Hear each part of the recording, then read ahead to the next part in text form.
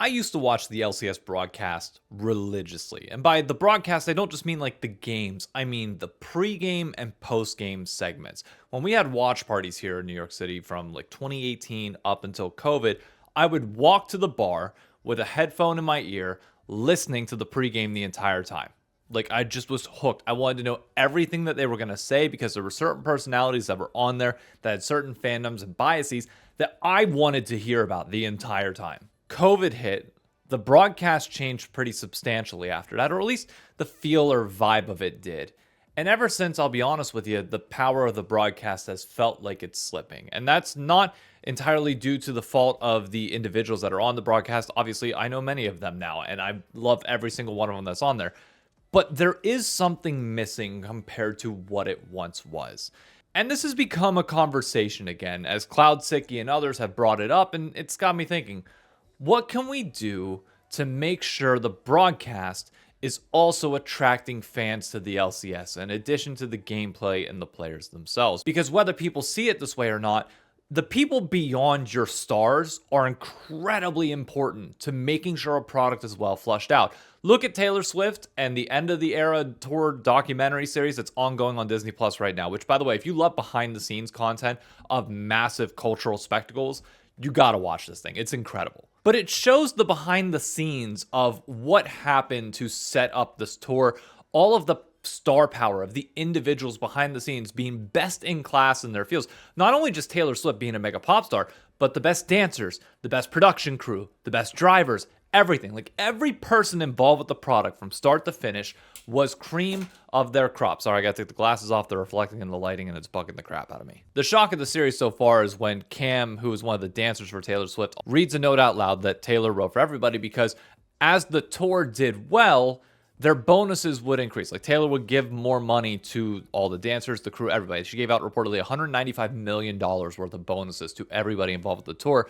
But when he read it out, people were able to read the lips of, yeah, every dancer and person like on stage got a $750,000 bonus in addition to what they were already being paid to do. Why? Because the tour went over so freaking well. And it made me think back to the LCS to say, damn, if there were bonuses tied to how like over or underperforming the broadcast has done for the LCS, I don't think they would have gotten a bonus for like 6 years now, or at least not more than what they would be guaranteed in their contracts. Because we've talked about it ad nauseum on this channel that yes, LCS viewership is declining. We've talked about a myriad of factors, including the players not streaming as much, the games themselves being a little bit lesser quality, and us not knowing exactly how to manage that or handle that. But the broadcast is a big portion of this as well, which has lost power since co-streaming became a thing. Obviously, we see the numbers. We know people are watching via Cadril, via Baiano if he's watching in Portuguese, which many Portuguese fans are. For English streamers, they were watching Dom and LS and at the time Doublelift as well, but those numbers have since fallen off. And now Dom's not even going to be a co-streamer in the LCS. So we are weirdly at this time where the central broadcast of the LCS is now going to have more power than it ever has before to try and help drive change, drive a show, drive entertainment, because they are going to control the narrative for this league. They now get the say because everything else around them has changed. Cadril doesn't co-stream the LCS. Baiano is not going to control the English audience. It is now the broadcast that entirely has power again going into 2026, which is a position that they have not been in since COVID hit in 2020. And I've got a few things that I would really like to see from the broadcast this year in particular to really min-max things in a way that I think resonated most back in the day whenever the broadcast was at its prime. And I'll say up front, I am a sports fan before everything. Okay, I understand that's not going to be the normal esports audience, but in my opinion, the reality is the audience that we have right now is the esports audience. And I don't think you cater to them. I think you cater to the crew that you are trying to get and the numbers you want to get, which Riot made the mistake of saying, oh, the people we want to get are international audiences. No, I'm saying we need to focus on people we want to get within North America. But I think it is your sports audience that you want to find a way to bring back in some way, shape, or form. your TSM fans that went away, your CLG fans, like your old school league esports fans were more resemblant of sports than they were the traditional esports fans as we know them now. The first thing I'm doing immediately, barring Captain Flowers, I mean, if he wants to, he can, but I think like the caster themselves, the play-by-play, should try to remain a little bit more neutral. Like that's the one person, one exception that I'm fine with, both him and maybe Kangas, but Kangas is also more on the desk. I want biases to come back. Okay, you want a good example? 2018 spring, LCS. They did power rankings on the dive, and Jat threw out this wild one out of nowhere that he thought CLG was going to win the split. They were number one in his power rankings, despite the Team Liquid Super Team, the best in the West of TSM. Like everything there, he thought CLG was going to be them. So in proxy, myself and I know many others in the community thought of him as CLG Jad. And he had to find ways to kind of rationalize his power ranking and his prediction throughout the rest of the year because he became known as that guy. And whether he was biased towards them or not, he inherently just became that. That's in addition to him being TSM Jad. If you go back to the dive, I'd be curious to know their analytics. I'm sure somebody could like post the screenshot of it, like the most watched segments. Obviously, people wanted to watch the TSM segments the most, but let's be honest. I wanted to watch because there were certain personalities that talked about certain teams in a different way. Think of it for those that know baseball, like A-Rod and Big Papi on the MLB broadcast. I forget what channel they're on. But clearly, one's a Red Sox fan. Big Papi, one's a Yankees fan, and A-Rod. Whenever the Yankees and Red Sox play, there is a rivalry on the broadcast that is there beyond just the game itself. And the thing I think with the broadcast, without it having its inherent biases right now of people favoring teams, it feels very bland. The passion doesn't feel like it's there as much. It's like, oh yeah, we're hyped for the players because I know there's been this like focus back more on the players in recent years. But the problem is you're focusing on players who don't want to talk. And it is boosting their personality a little bit. I don't want that to go away. But it feels like we've completely given up on the idea of pushing teams and team culture and everything about that, but not only just like saying it, but believing it. There was a good moment last split where like Kangas and I think Captain Flowers had in their power rankings that they thought that 100 Thieves was going to overperform, or not overperform, but they were going to finish higher than most of the people thought they were. And as a 100 Thieves fan, I loved it. The thing was, I didn't get the perception that they were then willing to fully go to bat.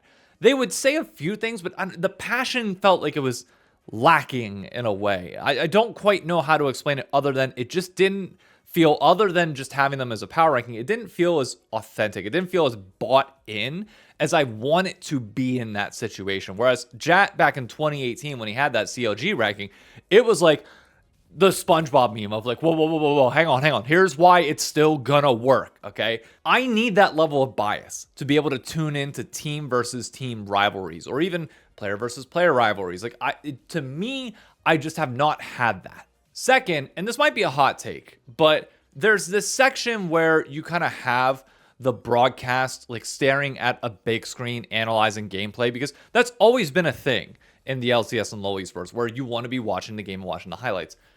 I don't like the fact that I can't see the analysts other than the backs of their heads. That doesn't do anything for me as a viewer. It's like, oh, we're all watching a screen together.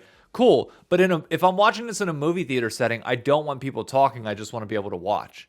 Like, if I'm watching the analyst desk, I'm watching for the analysts themselves, the people, the personalities. You should always have the camera on whoever's talking, whether it's like an individual camera or the group camera. I don't care what it is. Like, you can make the gameplay big screen while having the commentators in like picture in picture somewhere. But I don't like the idea of staring at the back of their head. Like, we are trying to, and this is the second point in general, we're trying to make the broadcast talent celebrities. Which I know might seem counterintuitive because you want the focus to be on the players. And you can still focus on the players while the talent themselves builds themselves up to be these fantastic storytellers and these superstars that people tune into in addition to the players.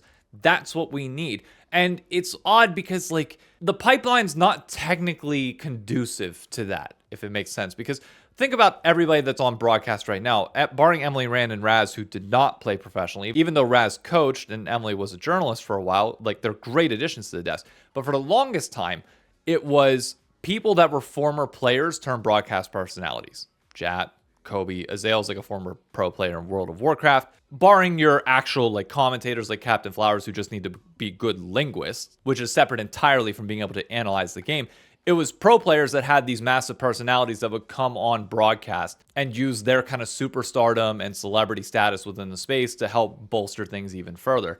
Now we're in a position where we need to make celebrities out of the broadcast and out of the personalities on there. It's a completely flipped script unless you're bringing somebody like Sven into the broadcast now, but clearly nobody that's playing has had the urge to go on broadcast, partially because the money probably isn't as good as it once used to be, and some of them just want to keep playing, which is fine, entirely on them, but we need superstars on the broadcast as well. So if we bring back the biases and allow that to be a little bit more transparent and have like a storyline that flows throughout the season there, you allow the talent to become superstars and allow them to build themselves up, even if it's going to cost you their ability to be on the broadcast because they become so big that you can't pay them anymore. That's the natural part of talent development, and you should be happy when people move on to bigger and better things. Then you just train the next person because you have proof that you've been able to do it before. The third is that we have to understand modern media. And this comes from Raz's interview with Cloud Sicky, where they talked about the difference between clipping culture and long-form video culture. And I know things are different now than they used to be, but you should be basically trying to clip farm anytime that you're on broadcast. It's something that I think Worlds did right. Like, they always had a clippable moment baked into everything. Think the lore, like throwing the plushie at Kobe whenever he was trying to get excited about KT. Those moments are so important that, yes, you're going to be on for 30 minutes and talking and analyzing, but you need to bake in those little 1-2 punches that need to make sure they land on social media. And you yourself as broadcast talent need to be willing to clip those yourself if the LCS broadcast doesn't want to. Like, you should be putting out all your hype moments from the broadcast after each day. Think of, I mean, I know this isn't the best example in the world, but like anytime I went on Hotline League, if you think that I did not have an immediate clip out afterwards, the second I got Travis to say my name or do anything like that, like, it's just good promotion. People enjoy seeing that. Anything that you have that's good, push it out there yourself. Like, I hate to be the one to say it, but you are content creators.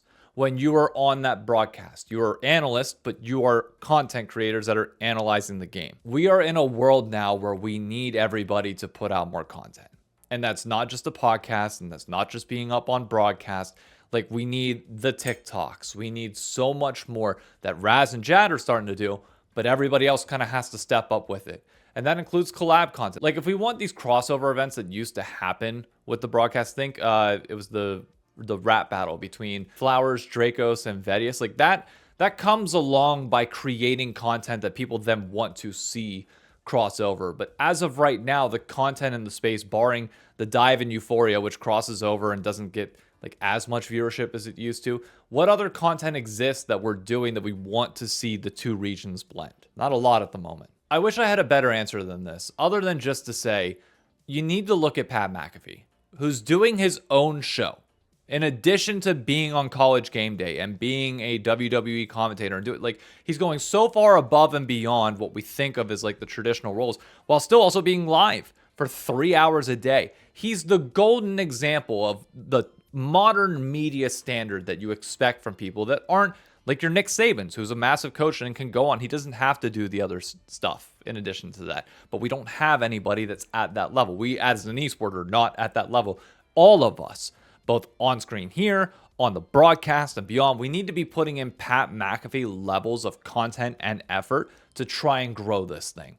Because we need to make sure next year has the highest amount of viewership possible. And with the broadcast having more power than ever, I don't know how to say in any other different way that it just simply needs to happen if we want this league to survive. Anyways, I've yapped on for long enough, so let me know your thoughts. What has your opinion of the LCS broadcast over the last 5 years been?